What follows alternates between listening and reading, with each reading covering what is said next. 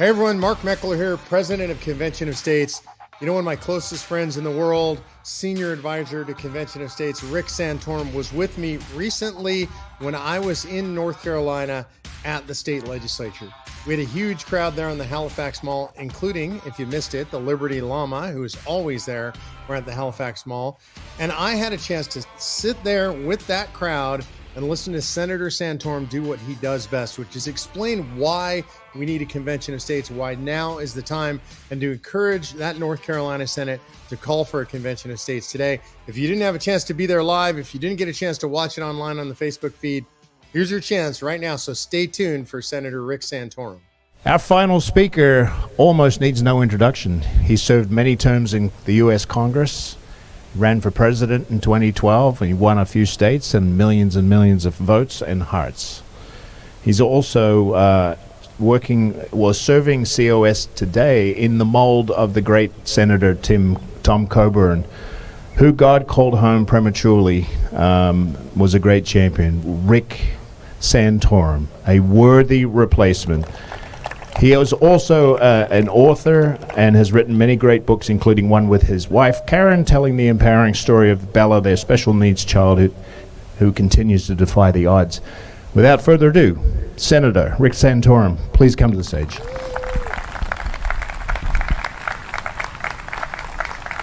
Thank you very much, Simon. Thank you. I haven't had a chance to hear what Mike or Mark said, so I apologize if I'm repetitive. I was actually working while they were just sort of hanging out here, meeting with senators and getting a tremendous response.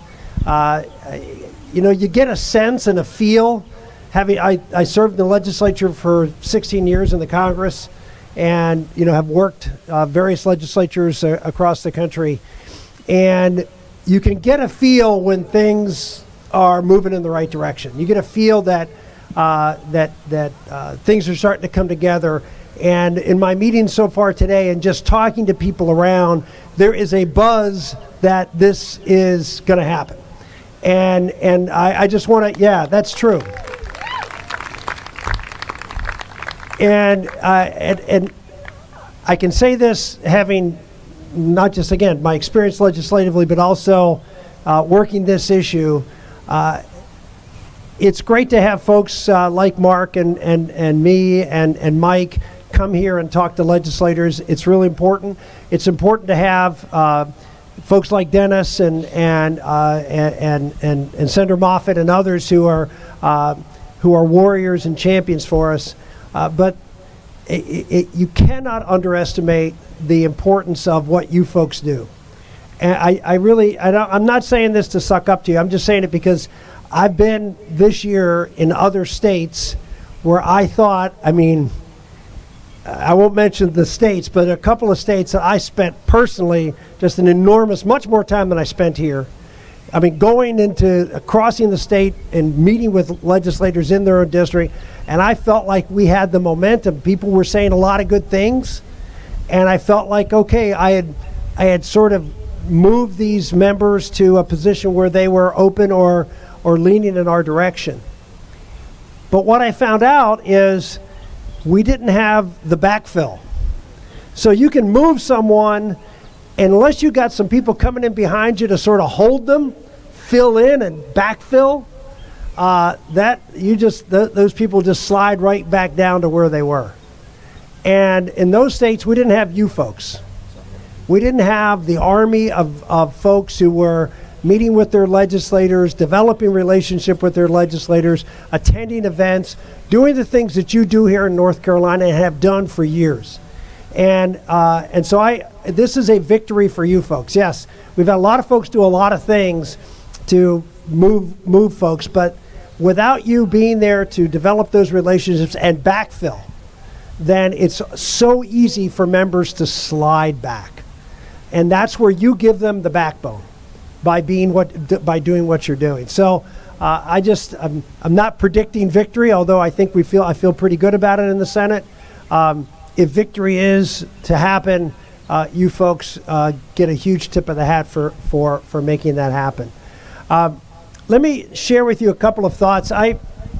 Well, in sort of the bigger picture, before I talk about COS, I travel around the country. I speak a lot, not just to COS, but at other events. I was just over in Hungary, speaking at CPAC Hungary in Budapest. It's the third time I was asked to do that, which I find really interesting. They keep asking me back. The only three speakers that have spoken at every CPAC Hungary are me and Viktor Orban, who's the Prime Minister of Hungary. But they keep asking me back. I don't know why, but they do. And I love going there because Hungary is a place that is fighting for Western civilization. And now, I don't agree with everything that Viktor Orban does or the policies of their administration. But I do agree that the central issue that's confronting the West is the erosion of that the Marxists are assaulting the fundamental precepts of Western civilization. And what does that mean? That means the Judeo-Christian moral code by which we live. And I had an opportunity to speak to another group a few weeks before that. This was down at William and Mary College in Williamsburg, Virginia, which is not that far from here. And I had a chance to speak to a group of students. And I talked about this. I talked about how this is the battle, the quintessential battle for the soul of the country and the soul of the West, is whether cultural Marxism, this paganistic, materialistic, atheistic morality that is being purveyed upon the country, is going to prevail against the Judeo-Christian culture that was created in America. And I said, this battle is being fought not just in America, but throughout Europe and all of Western civilization. And there are a few redoubts to that, Hungary being one of them. And I said, but in Hungary, I think they have a better chance to hold on. Why? Because, Hungary is full of Hungarians. And you say, well, what's that matter? I said, well, because Hungary has 1,000 years of culture of what it means to be an Hungarian. The French have a long culture about what it means to be French. The British have a culture. They hold on to their culture because of what it means to be British. We don't have that in America. We're all hyphenated Americans in this country, right? We're all hyphenated Americans. Well, I'm an Italian American, or you could be an African American, you can be a Polish American. Okay, I get the Italian part. My dad was born in Italy. I was sort of raised a little bit. But where's the American part come from? Do we mean Native American? No, I don't think we mean Native American culture. Well, what's the American part? What's it mean to be an American? And to me, it's very simple. America stands for a set of values and principles that were summarized in the Declaration of Independence. When I ask people what it means to be an American, I think the line that comes to mind is, we hold these truths to be self-evident, that all men are created equal and endowed by their Creator with certain inalienable rights. That's what it means to be an American, right? That is the core principle, the civic religion, the center of culture and American values. And so I asked the students at William and Mary College, most of them were conservative, but there were other protesters and others there. And I said, let me ask you this question. How many of you disagree with this statement? Not disagree that what it should be America or not. How many disagree that we are endowed by Creator with certain inalienable rights among these life, etc. And I looked out in the crowd, and I looked particularly at the leftists who were there, and people were just like, they were talking to each other. And finally, one guy went sort of like this. And I said, "What?" Well, I said, "Are you saying you disagree with it?" He said, "Well, I don't believe in God." I said, "Well, then put your damn hand up. Because if you don't believe in God, you can't believe in God-given rights. You believe in government-given rights." See, that's the fundamental difference here between God-given rights and government-given rights. And if you believe in government-given rights, then you can live in any country in the world, but you're not an American. Because Americans believe in God-given rights, which means essentially America cannot be a country if we are not a country that believes in God. Yes, amen. I should say doesn't believe in God. But the point is, we have, in the generation I was talking to at William and Mary, that generation, not a majority, but the smallest percentage in the history of our country since polling that doesn't believe in God. I'm not talking about Jesus Christ or Judeo-Christian. I'm talking about God. This is the future of America. And so we talk about the fights that we're engaged in right now.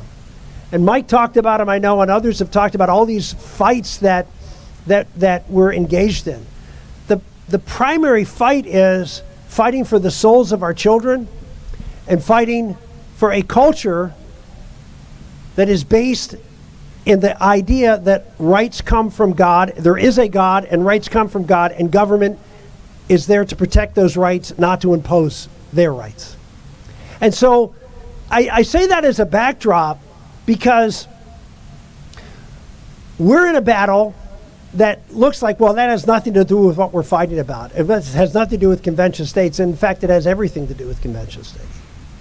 Because convention of states is about attacking their God, is about disempowering their God. The God of the left is Washington, D.C. The government is their God. If you just look at everything that's happened, I mean, again, we're talking about Marxists here. I mean, it's sort of amazing to think about how Marxism has failed every place it's been tried. Not just failed, but has persecuted millions, killed tens of millions of people. The only people that benefit from Marxism are the folks at the top of the food chain who for a time being wield power. Everybody else suffers. That has been shown over and over again. Yet, we are losing to these folks. Europe is losing to these folks. America, we're losing to people who have an ideology that is provably dangerous for average people. How is that happening? It's happening because the left has taken the great gift that America has given the world, which is radical freedom. Our Constitution, because God-given rights and government cannot impose on those rights, we have radical freedom to do things. And what did John Adams say? Our country is made for a moral religious people. It's wholly inadequate for the governance of any other. Well, we are no longer a moral religious people, not very much. Why? Because the left has, over the last 50 plus years, used the freedom that our Judeo-Christian system has created and has infiltrated every institution in America and taken it over. Every one. They started with the colleges and universities, the public schools, Hollywood, the news media, big business, big labor. Pick one that they don't control.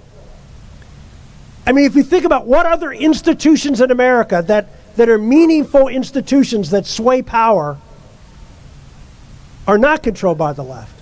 I wrote a book about this in 2004. It was in response to a book written by Hillary Clinton. She wrote a book called It Takes a Village, which really what she meant is it takes government, if you read the book. I wrote a book called No, It Takes a Family, and I said, what I said to you right now, just a few minutes ago, that the left has taken over institutions, I said that in 2004. And I said the only institutions they have not taken over, but they will try to destroy, is the family and the church. And what have they done over the last 20 years? They have destroyed the family, destroyed marriage, destroyed everything they can. Why do they do that? Well, number one, the left doesn't like competition. Once they win, you shut up. Once they win, they get control, you're no longer, anything you say is hate speech and can't be tolerated. Because they don't believe in freedom. They believe in power and control. And so what's happened is this movement of taking over institutions, all centered in empowering one institution to control all, the federal government. And what we're seeing in the federal government is this sucking sound of everything that is done in this country is now being increasingly controlled by Washington, D.C. We're the ultimate Marxist star in the deep state and now in the White House. So I paint this very depressing picture for a reason. There's no kryptonite in America, but if there was, we'd be the closest thing to the Superman that's created in Washington, D.C. We have the ability, thanks to our Constitution and the emergency clause in there, Article 5, to beat them by doing what the left did to beat us. See, the left didn't go directly at us. They quietly worked around us by gobbling up institutions and then creating the culture that they've created. And so we need to do the same thing. We can't directly assault Washington. You can say, well, we can win this next election. You know what? I believe in elections, and elections are important. But to change Washington, D.C. is going to take more than an election.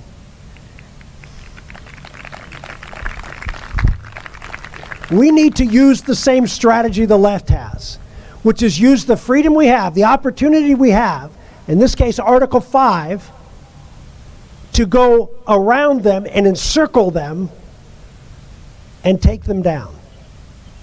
And that's what the Article 5 process is about.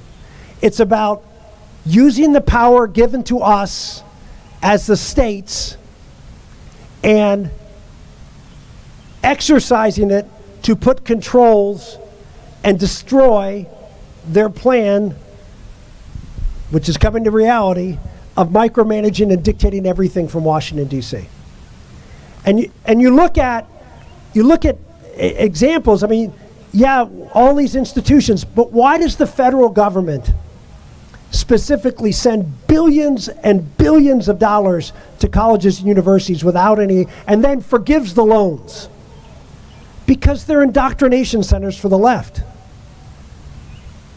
Why do they do all of the things that you look at Washington, D.C., their funding and how why do they create rules that help labor unions?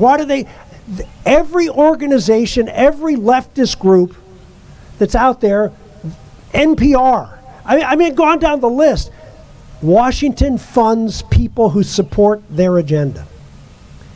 And I wish I could, again, we could do elections, but the only way around that, take it from experience, as someone who fought those battles, who was Sisyphus pushing the rock up the hill, you're not going to win that battle in Washington until the states wrest back some of the control from Washington.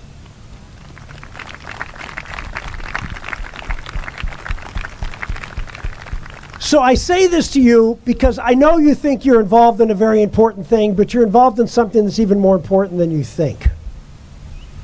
This is Western civilization at a tipping point. One of the things I learned when I went to CPAC Hungary, and I sort of knew this, but I found out more and more.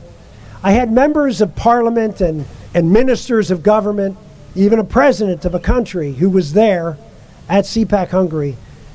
They all wanted to talk to the Americans who were there.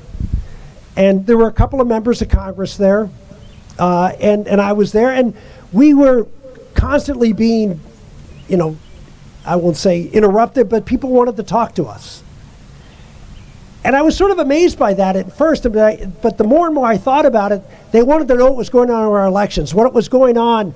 We're going to win the Senate. I'm thinking, you're from Paraguay. Why do you care about who wins the Senate in the United States? But the answer is, America has huge impacts on their country.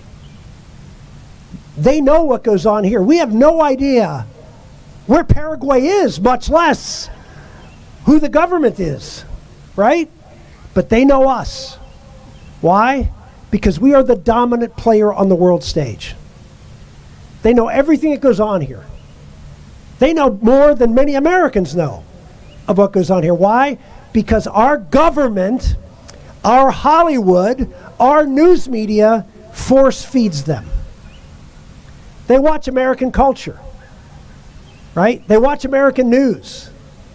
And the American government, through Joe Biden, is pushing his woke agenda on every country in the world. Let me repeat that. He's pushing his woke agenda on every country, and the more conservative country you have, the more offensive he is in pushing it. This is what is going on, and it's something that I didn't know. I mean, I certainly knew he had a State Department that was left, but I didn't know what they were doing. We're not just fighting to take back America. We're fighting to give Western civilization a chance worldwide, which means to give God a chance worldwide. Right? I'll close with, there was a guy who you may have heard of. His name is Richard Dawkins. Anyone know the name Richard Dawkins? Okay, a few of you. He was in the news recently. You probably know why, if you know the name. He was in the news because he was doing an interview with somebody. He was from Oxford. He's a professor, of course. They all are. And he was doing this interview, and he was talking about wokeism. And, you know, actually, this guy's an atheist, maybe the best-known atheist in the world. And he was talking about how dangerous woke culture is. And he said, I want to live in a Christian culture. This is the world's leading atheist saying, I want to live in a Christian culture. And then he goes on to say, well, but I'm very happy to see that young people are rejecting God and Christ. And that's a good thing. Now, this is what passes for rational thinking on the left. But here's what he's saying. Christian culture is a good, healthy culture to live in. I want to live in that. But I don't want Christ or Christians. And so the question comes to, how can you have a Christian culture without Christ or Christianity or Christians? And the answer is, of course, you can't. But the left doesn't worry about what's possible. It's what they just want. This is a good thing, so I want it, and it doesn't matter whether it works or not. And here's a challenge to you, I'll say as in closing. One of the things I've noticed among conservatives, not COS, but among conservatives, is that while we don't agree with Dawkins on a lot of issues, we are guilty as conservative leaders in our country. And I'm talking about all conservative leaders in our country, almost all. And I know most of them. We are also guilty of wanting a Christian culture, a Judeo-Christian culture without Christ or Christians. How many leaders of our country are out there? I mean, go back 50 years ago, 100 years ago, 150 years ago, and find me a speech by any leader of our country where God is not mentioned, where the Bible is not quoted, where there is a talk about the moral importance and the importance of Judeo-Christian morality being central to who we are as Americans. No conservative politicians, hardly any. I won't say no, but certainly on the national stage, the one exception I see is actually Mike Johnson. You hear Mike actually saying that. And he's pointed out and scandalized for having the temerity to impose his religion on you. They have bullied us, the left has bullied us so much that not even Christian conservative politicians talk about God, or talk about their faith, or talk about why Judeo-Christian principles are important. We've given up.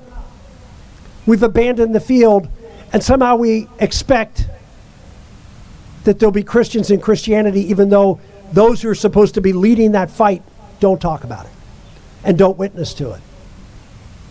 So I just say to all of you, men and women of America, who are fighting the good fight to preserve Judeo-Christian culture and Western civilization, don't be like them. Don't be afraid. Number one, what I told the folks in Hungary was this. Number one, you need to get with your faith and start living it publicly, Quit being afraid to do so. The left has bullied us into not talking about it or not stating it publicly. Stop doing their bidding. Live publicly your faith. How can young people see an example of what faith is if you are not witnessing to that? Number one. And one of the reasons I love COS is we witness to that. That's who we are. But don't be afraid personally to your children, to your grandchildren, to your friends, to your people at work. Stop being bullied by the left to be quiet about what you love and believe. Number two, go to church. One of the things that why we lost America is we stopped believing and talking about God, and we stopped joining things and talking to each other. There was a book written many years ago, maybe 10, 15 years ago, called Bowling Alone.